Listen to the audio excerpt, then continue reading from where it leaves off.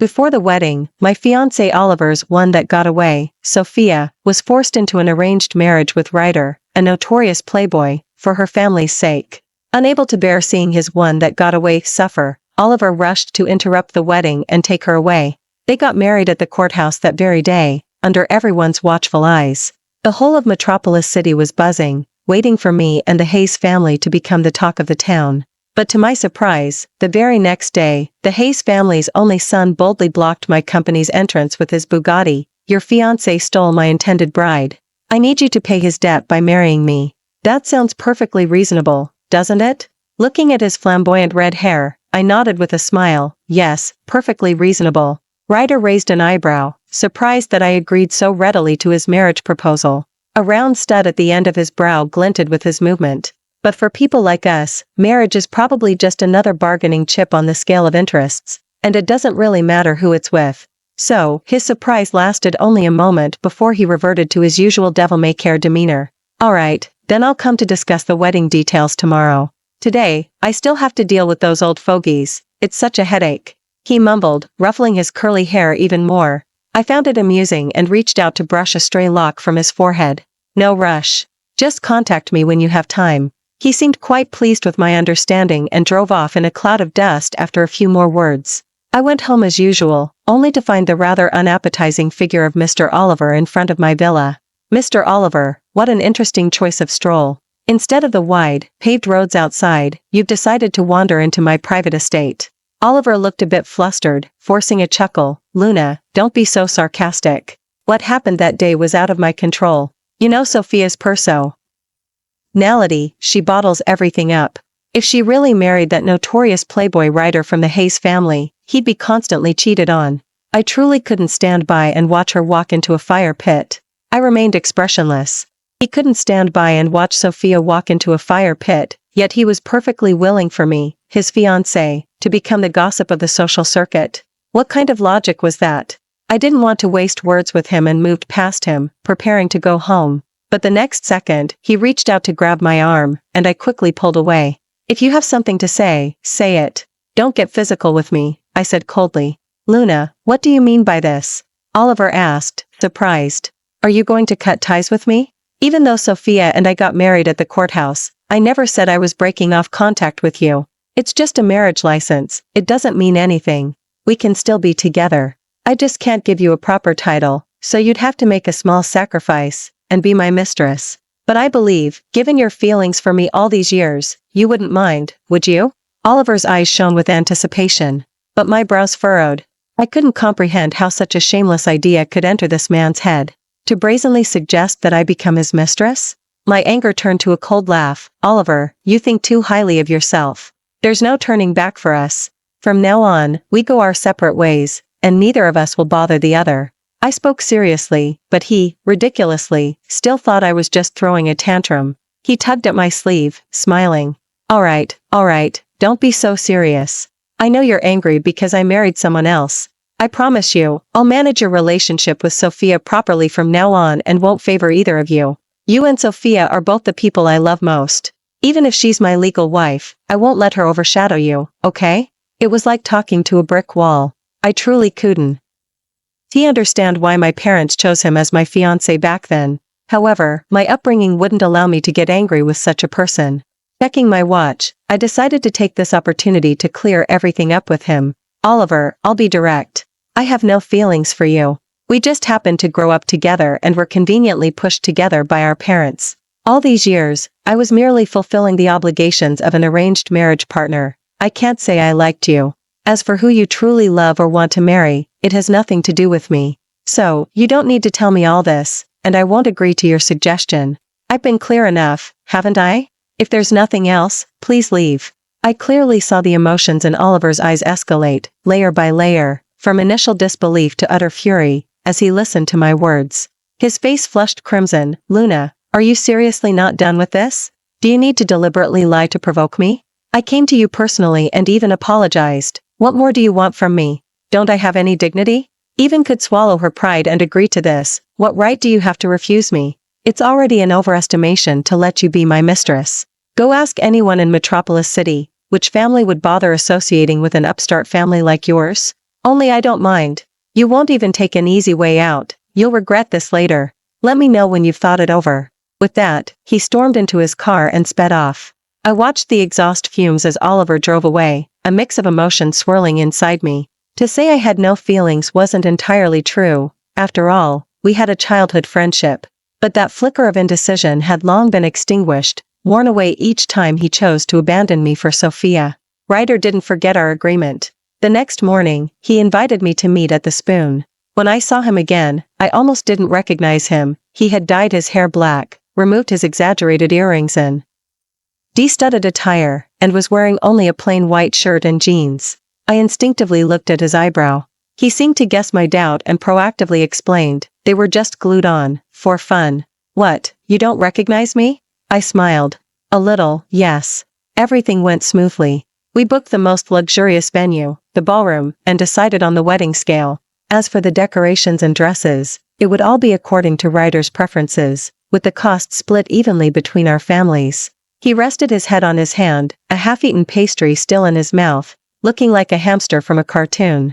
Everything according to my preferences? This is your wedding too. Aren't you looking forward to it?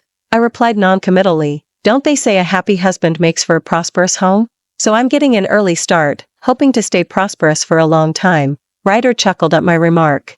It was then that I noticed his eyes were very bright, and when he smiled, 2 little dimples appeared on his cheeks. He didn't look like the notorious playboy the rumors claimed.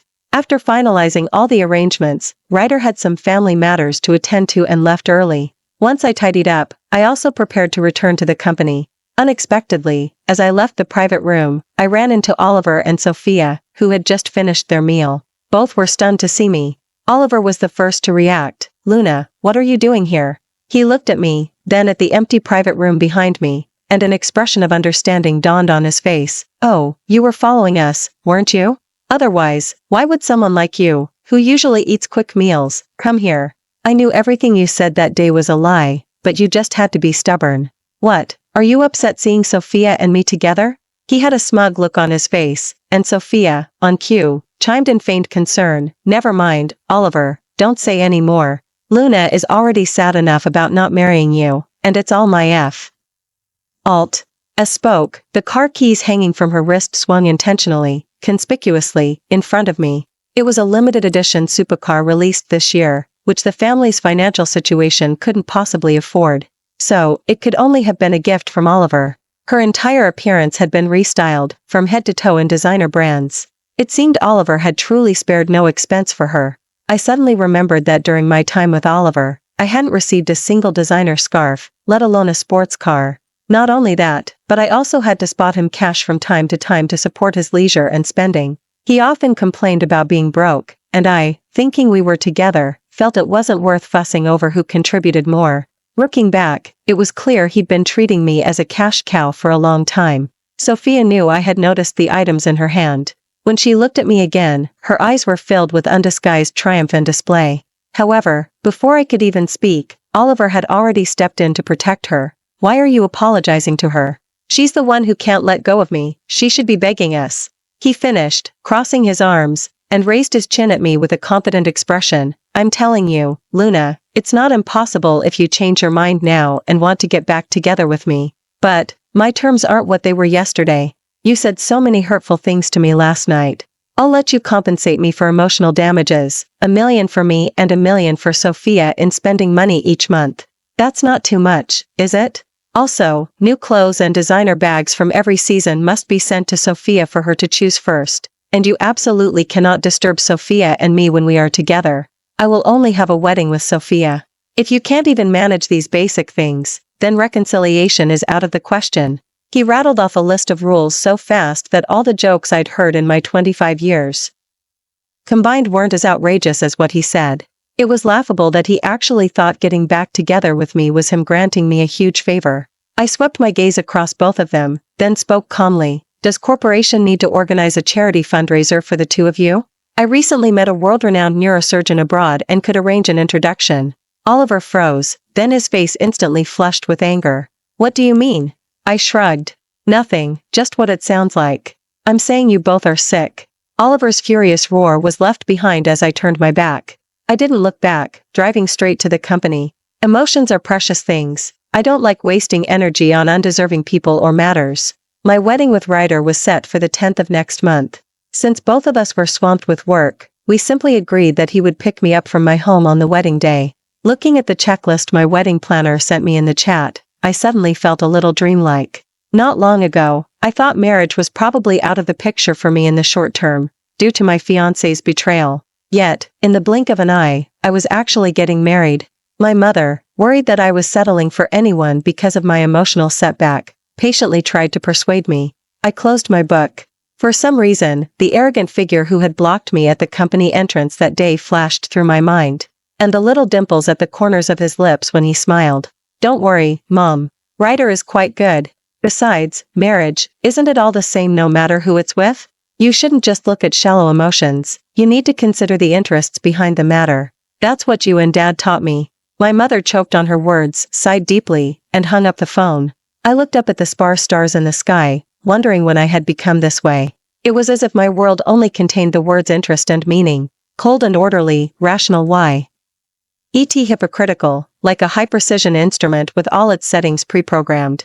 The following days, I was swamped at the company. As I looked up from a pile of documents, Sarah, my secretary, cautiously knocked on the door. Ms. Luna, a gentleman is here to see you. He said he's here to deliver. Before she could finish, a loud voice already flew impatiently into my ear. Luna, I'm here to deliver your invitation.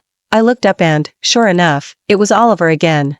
He triumphantly pulled out an embossed invitation and placed it on my desk, his tone dismissive. Sophia and I are having our wedding, you're welcome to attend. You don't have much time left. After our wedding, my heart will be fully dedicated to her. If you try to beg for my forgiveness then, it'll be too late. I never imagined that he, who had first abandoned our engagement and tried to live a polyamorous life, would demand that I beg for his forgiveness.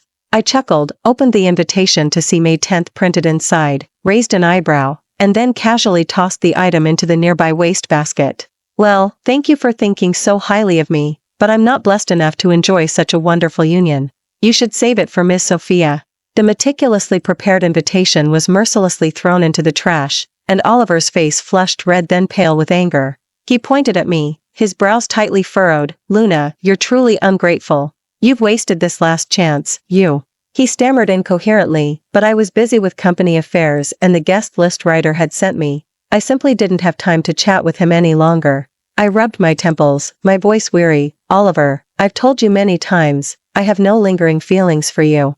If you act normally, our two families can continue to maintain a cooperative relationship.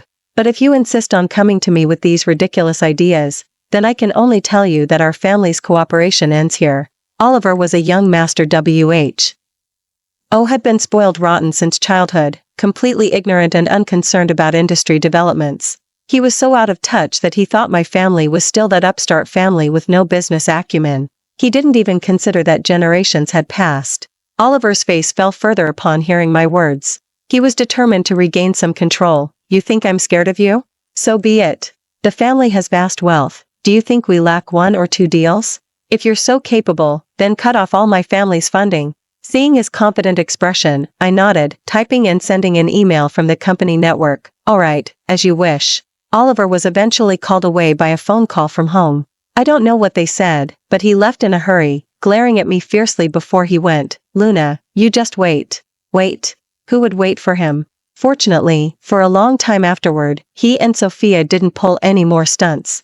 Finally, the wedding day arrived peacefully. To avoid traffic, Ryder and I agreed to leave early. But the world is often so small. On the way, waiting for the groom to arrive and pick me up, we actually ran into Oliver and Sophia. He passed my car, and his eyes lit up when he saw me. Then he noticed my wedding dress and the long procession of cars behind, and his face instantly darkened. Luna, what is the meaning of this? Are you trying to steal Sophia's place? I told you we could continue to be together, but I would only have a wedding with Sophia. What's with your attire? Are you deliberately trying to upset Sophia? I glanced at him but didn't speak. It was Alfred, beaming with joy, who handed them 2 wedding favors. Today is also our young lady's wedding day. We're sharing in the joy with everyone. Oliver was stunned. Her? Getting married? Then he sneered. How is that possible? How could she want to marry anyone but me? I think she just wants to try to steal her away but is too embarrassed to say so. Alfred also fell silent. Probably. understanding why I chose not to speak at all. Just then, Oliver felt the heavy weight of the items in his hand. He immediately tore open the bag and pulled out a solid gold bar and a Patek watch, his eyes turning green with envy. You're just giving these away as wedding favors? The shock and envy in his eyes seemed genuine. Sophia, feeling uneasy, immediately linked her arm through his. It's okay, Oliver. When our family's business takes off, we'll have this kind of extravagance too, and be even more generous than her. Oliver forced a smile, carefully putting the items back into the bag. Okay, I'll look forward to that day. At this moment, Alfred nodded to me. Mr. Ryder is almost ready. I raised a hand, signaling him to clear a large enough space for the family's cars. However, Oliver's motorcade stubbornly insisted on parking right there. It seemed he was determined to believe that everything was just a farce I had orchestrated and intended to watch the spectacle unfold. If that was how it was, then I would let them. As Hayes family's motorcade grandly drove into Vance, I clearly felt Oliver's expression stiffen. I ignored them and simply adjusted my makeup and hair. A red carpet, dozens of meters long, stretched from the lead wedding car all the way to the mansion entrance. Oliver and Sophia whispered to each other not far away. Isn't this the Hayes family crest? Is she marrying Ryder? No, how could the Hayes family fancy her? And has such a bad reputation, she would never marry him. But the moment the car door opened, everyone fell silent. Ryder stepped out of his Bugatti with long strides, and behind him, several people together carried an antique European painting from the middle. It was what he lost to me in a bet last time. I had asked him to bring it to me the next time we met, and he remembered. Ryder smiled at me from afar, and I naturally extended my hand to link my arm through his. The movement was fluid and graceful, startling Oliver, who nervously rushed towards me. Luna, are you really getting married? And you're marrying Ryder?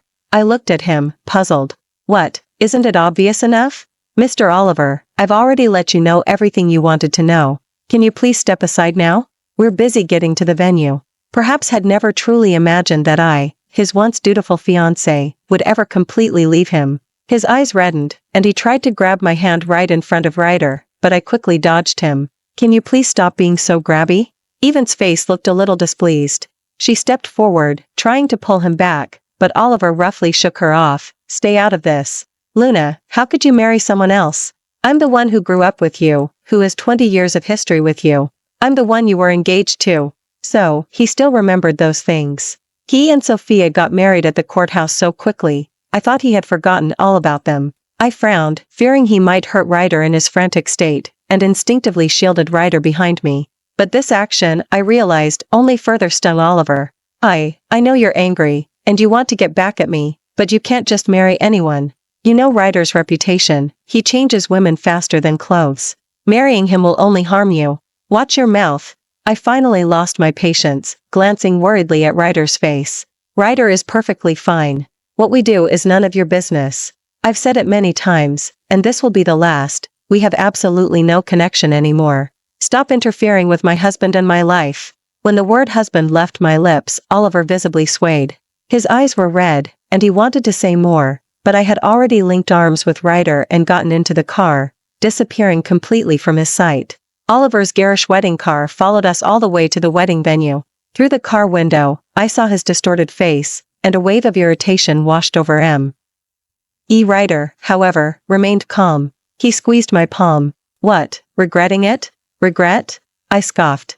I'm worried he'll cause a scene and delay the appointed time. Ryder raised an eyebrow, then suddenly leaned closer to my ear. Then don't try to stop me later. Before I could react to what he meant, the car door opened, and Oliver rushed over. He reached out to grab my arm, but Ryder smacked his hand away. Sir, touching another man's wife comes with a price. Oliver's face turned pale, provoked by the word wife. Who do you think you are? Luna and I have 20 years of history. Who are you to butt in? I was about to speak, but Ryder stepped in front of me. 20 years without a proper outcome. It seems fate intervened. You. Oliver raised his fist to strike, but Ryder quickly twisted his wrist. Bang! A loud punch silenced the entire crowd. Oliver clutched his face, staring in disbelief. You dare. Why wouldn't I dare? Ryder shook his hand. That was to teach you about common decency. A married man harassing his ex-fiancée. The Thorne family's upbringing is truly remarkable. I watched Ryder's swift, clean movements with great interest. Before, I only found him a bit contradictory, but now, it was perfect. That flamboyant, passionate spirit within him was something I had always yearned for but never obtained. As I was engrossed in the pleasant surprise Ryder gave me, Oliver suddenly turned to me, ready with a dramatic plea. "Luna, you're just going to stand there and watch him hit me?" I nodded, my favoritism clearly evident in my words. "Yes, my husband has such a lively and cheerful personality. He loves a bit of playful roughhousing. Isn't he adorable?"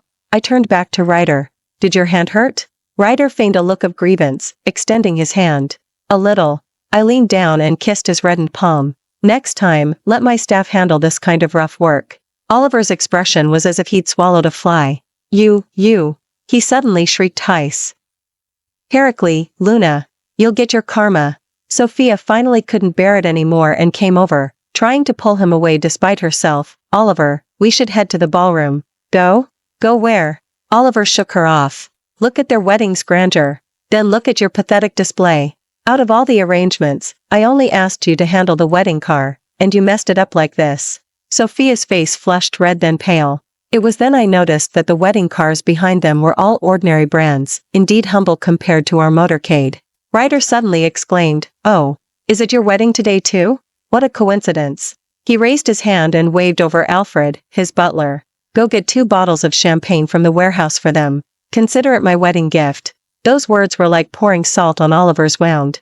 He trembled with anger, grabbing Sophia and pulling her away. "Let's go. Let that despicable pair play by themselves." Watching their retreating, fleeing figures, I breathed a sigh of relief. Ryder poked my cheek. "Feel better?" I took his hand and kissed it. "Much better." The officiant came to remind us it was time to enter. Ryder grasped my wrist, then sighed softly. "Actually, I'm a little nervous." I was momentarily stunned. This man, who had been so arrogant blocking me at the company entrance, now had palms covered in sweat. "Nervous about what?" I teased him deliberately. "Afraid I'll run away?" He raised an eyebrow. "Afraid you'll think I'm too rough, or that you'll see me as dissolute and unruly." I couldn't help but laugh aloud, and kissed him in front of everyone. Why bother with so many rules? "You're wonderful, exactly what I like." The wedding proceeded smoothly. As we exchanged rings, I noticed a few peeking figures at the doorway. They were guests Oliver had invited. It seemed they had all come to watch the spectacle. Ryder saw them too and smiled at me. "Looks like someone's wedding banquet is going to be empty." I shrugged indifferently. "What does that have to do with me?" During the evening banquet, Sarah quietly informed me that Oliver's side had fewer than 10 tables, mostly Thorne family relatives. The celebrities and bands he had paid a hefty price for had all come to perform for us, saying they didn't want to miss Metropolis City's most spectacular wedding of the year. Ryder laughed when he heard this, pulling me into his arms, his chest gently vibrating with the movement. "Serves him right. For stealing my intended bride." I kissed his jaw. "Shouldn't we thank him now? If he hadn't made such a blunder, I wouldn't have such a wonderful husband." Ryder suddenly became quiet, looking at me with tender eyes. "Luna, do you truly want to marry me?" This question made my heart flutter. I carefully considered my thoughts and finally reached a definite conclusion. Yes, I did want to marry him. I admitted that I initially had no expectations for marriage, believing that life would be the same no matter who I was with. Even when I first agreed to Ryder's proposal, it was merely because I felt our 2 families together would bring more benefits than drawbacks. But each time we met and talked, I discovered that he was different.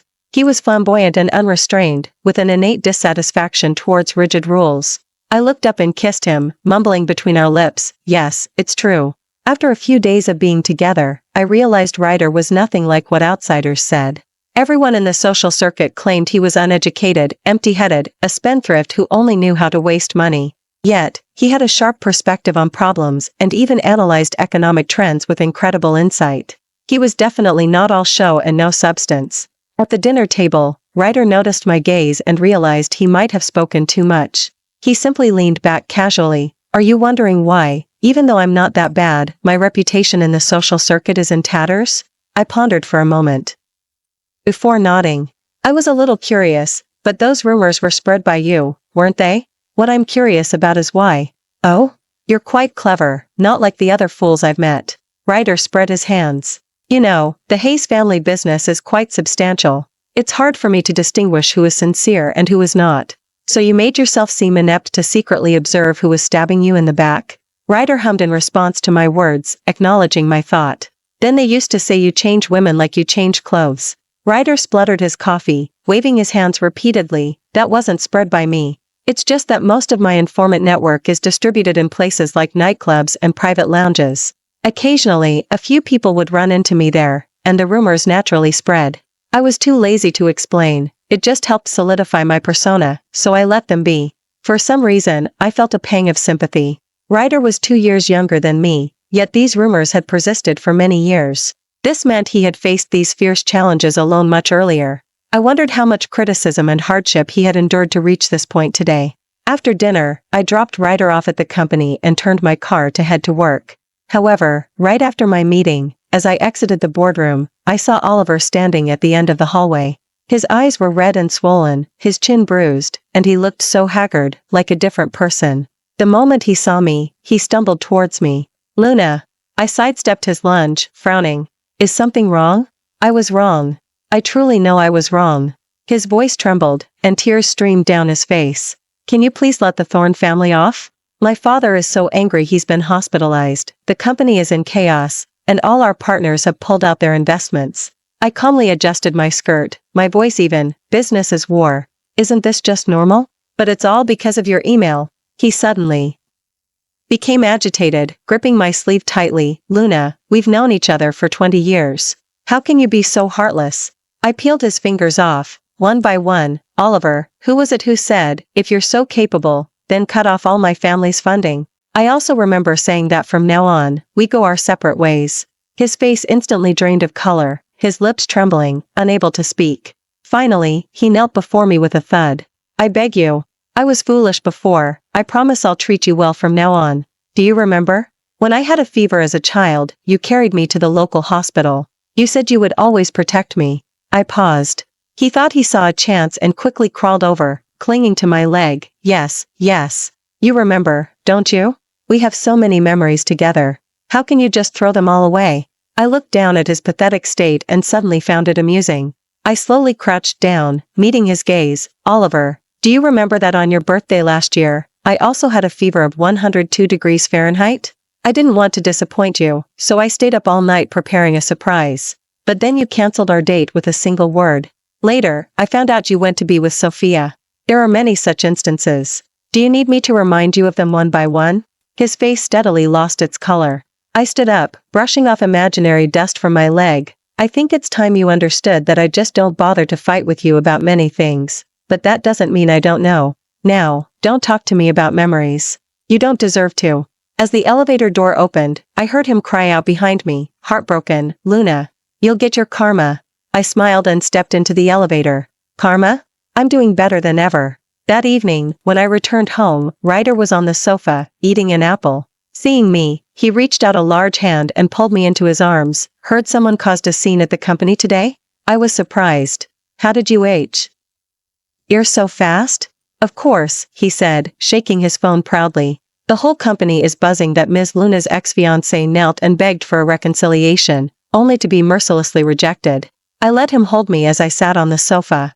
"Are you jealous?" "Please." He rolled his eyes, pushing a piece of cut apple into my mouth. "Am I that kind of person?" The apple was sweet with a hint of tartness. I tilted my head and kissed the corner of his mouth, which was stained with apple juice. "It's fine if you are. You're charming no matter what." With my affairs settled, it was time for the Hayes family to reel in their net. Because of my marriage, many people hiding in the shadows began to stir, hoping to act before Ryder's position was solidified. In the executive office, Ryder tossed a stack of documents in front of me, tapping the top audit report with his finger. "Uncle embezzled $20 million from the subsidiary last month. He truly thinks I'm a mere figurehead." I opened the document, which detailed the fund transfers and even included photos of Uncle with his mistress. I closed the document. "What's the plan?" Ryder stood up, his black suit outlining his sharp, tall physique. "At tomorrow's board meeting, I'll make them all cough up what they've taken." The next day, in the boardroom on the top floor of Hayes, Uncle was pounding the table, yelling, "Ryder, how dare you freeze my authority? I am your elder." Ryder sat at the head of the table, slowly twirling his fountain pen. "Uncle, on March 16, 2019, how much money did you lose at the Mirage in Vegas?" The boardroom fell eerily silent. "Do I need to remind you?" Ryder pressed the remote control, and bank statements appeared on the projector screen. 23 million, from the Hayes charitable funds. The other board members murmured in the audience, only Uncle suddenly interjected, "Ryder, what are you doing? Don't air our dirty laundry in public." Ryder swept a glance over him, a humorless smile on his face. "Uncle, you've got your own problems to deal with, and yet you have time to speak for others? Should I publicly reveal how last year, you sold the Southside property to his mistress at an outrageously low price?" I timely handed him a document, which Ryder casually tossed onto the conference table. "This details the company funds each of you has borrowed over the years. You have two options." He held up a finger. "First, repay the full amount, principal and interest, within 3 days." He raised a second finger. "Second, I'll have Captain from the Economic Crime Investigation Unit pay you all a visit." Uncle's face turned ashen. You're trying to ruin us." Ryder suddenly smiled, a grin that sent shivers down my spine. "Uncle, your grandson's annual expenses studying abroad aren't small, are they? What if evidence of his mother's embezzlement was sent to his university?" Uncle shot up, nearly knocking over his chair. "You dare threaten me?" His words trailed off, but Ryder didn't interrupt, simply watching him with a quiet smile. Previously, no one present had truly understood Ryder's temperament or capabilities. They had always dismissed him as a naive, pleasure-seeking young man, easy to manipulate. But now, seeing the concrete evidence laid bare before them, no one dared to gamble on where his bottom line lay. In the end, Uncle was the first to concede. I'll repay it tomorrow." Less than 10 minutes later, only the two of us remained in the boardroom. Ryder loosened his collar, a weary expression on his face. I walked behind him and gently massaged his temples. "Well done." He leaned against me, his voice muffled. "Luna, was I too harsh?" "Business is war," I said, kissing his forehead. "Being merciful to your enemies is being cruel to yourself." Ryder suddenly turned and wrapped his arms around my waist. "It's a good thing I have you by my side to give me reassurance." 3 days later, every last cent of the funds had been returned the company's accounts. At the board meeting, Ryder announced the formation of an oversight committee, which I would personally lead. He scanned the room, his eyes sharp as knives. "From now on, anyone who dares to reach out their hand will have their claws severed." After the celebration dinner that night, Ryder, slightly tipsy, nuzzled his head into the crook of my neck like a large, affectionate dog, unable to stop. "Honey, wasn't I impressive?" I chuckled as I tucked in his blanket. "Mr. Ryder, you were formidable." He chuckled softly, then chased my lips for a kiss. Only when he grew tired of the game did he hold me and sigh softly. "Honestly, I'm exhausted. My parents have been gone for so many years, and it's been a long time since I've been able to be this openly vulnerable with anyone, or felt such peace in trusting someone completely. They're all scheming against me, just waiting for the right moment to ruin my reputation, find my missteps, and push me out of the family so they can seize everything my parents left me. At my most anxious, I couldn't even bring myself to accept a boiled egg from the housekeeper, fearing they might poison me. I had to make myself seem even more incompetent, more useless, so they would lower their guard and believe I wasn't a threat to them. My heart softened, and I leaned in to gently kiss away the moisture from the corner of his eye. "You've worked so hard all these years. From now on, with me by your side, I can't promise to protect you from everything, but I will absolutely be your strongest support. Whatever you want to pursue, I'll be there with you." Ryder chuckled drowsily, then suddenly pinched the nape of my neck, pulling me close. A shrewd, mischievous glint flashed in his eyes. "You'll be with me for anything I want to do? Then I want you to have my child, one as smart as you." I laughed softly, accepting his kiss, and swallowed both our whispers. Outside the window, the stars twinkled brightly, and he warmth beside me was more cherished than any power or wealth. I thought to myself, it was time to take back what I'd said before. How could this day possibly be the same no matter who I spent it with? Thank you for watching today's story. If you enjoyed this video, please give it a like and share it with your friends. We look forward to hearing your thoughts in the comments. Feel free to share your perspectives, and don't forget to subscribe to our channel for more exciting stories. See you next time.